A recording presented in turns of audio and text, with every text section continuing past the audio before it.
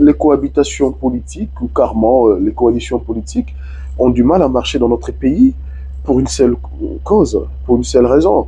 C'est parce que les hommes politiques congolais ne mènent pas un combat d'idées.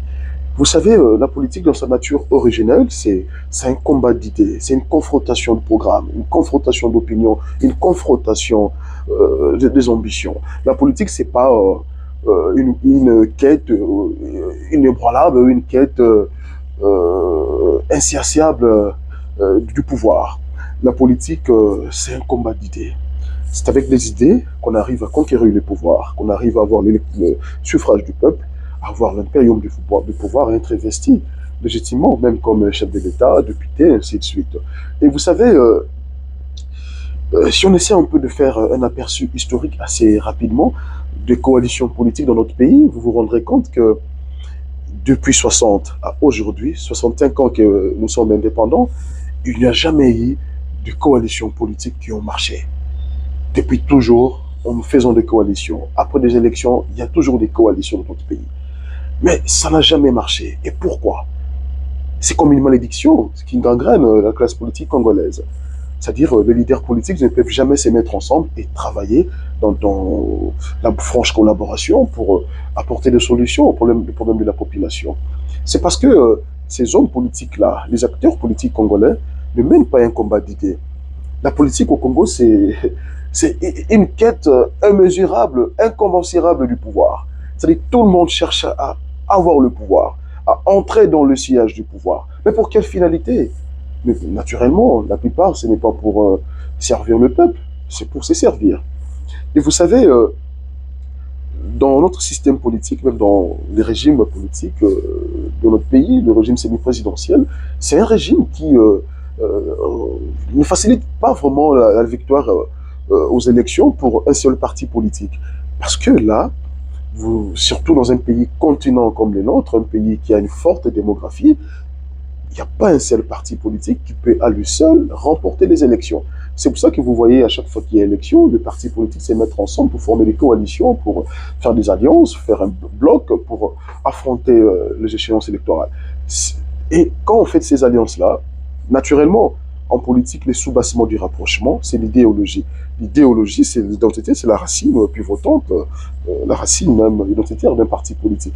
Et quand deux partis politiques de même bord idéologique essaient de se mettre ensemble, en politique, c'est plus facile. C'est plus facile parce qu'on se dit ils ont la même conception de la vie politique, ils vont voir les choses de la même façon et il y aura assez de souplesse dans le fonctionnement, dans la marche de la coalition ou carrément de la cohabitation, et ainsi de suite.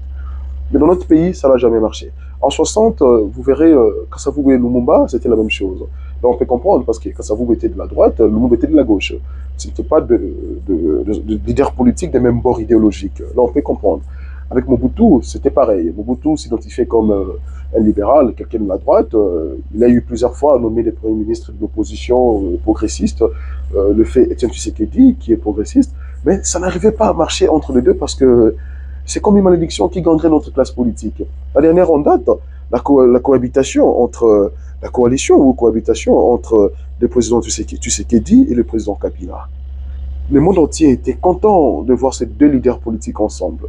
Après les élections de 2018, on s'était dit, enfin, nous aurons une coalition qui va marcher. Moi, personnellement, j'étais un fervent défenseur de cette coalition. Je me disais, enfin, nous avons une coalition entre deux leaders politiques des mêmes bords idéologiques. Partout au monde, c'est une coalition qui marcherait.